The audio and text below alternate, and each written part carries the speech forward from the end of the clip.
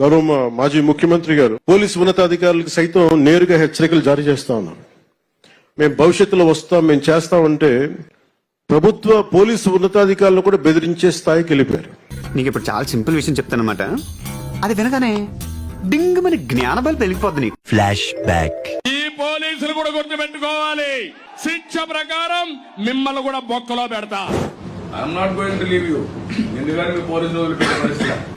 I'm not going to leave you. ఎందుకంటే మీ పోలీసులు వదిలిపెట్టే పరిస్థితి. పోలీసులు మీ గాలి కూడా తీస్తా, జాగ్రత్తగా ఉండండి. పోలీసులు కూడా చొక్కాలు ఇప్పేయండి, మీ బట్టలు ఇప్పేయండి. పోలీసులు బట్టలు ఇప్పి చదివిస్తా.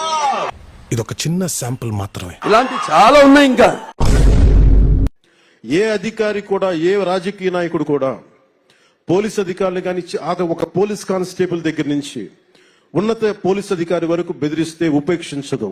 నారా చంద్రబాబు నాయుడు గారి నాయకత్వంలోని కూటమి ప్రభుత్వం చాలా చాలా బలంగా తీసుకుంటుంది.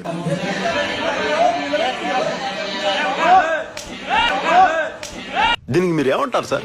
మూసుకుంటారు.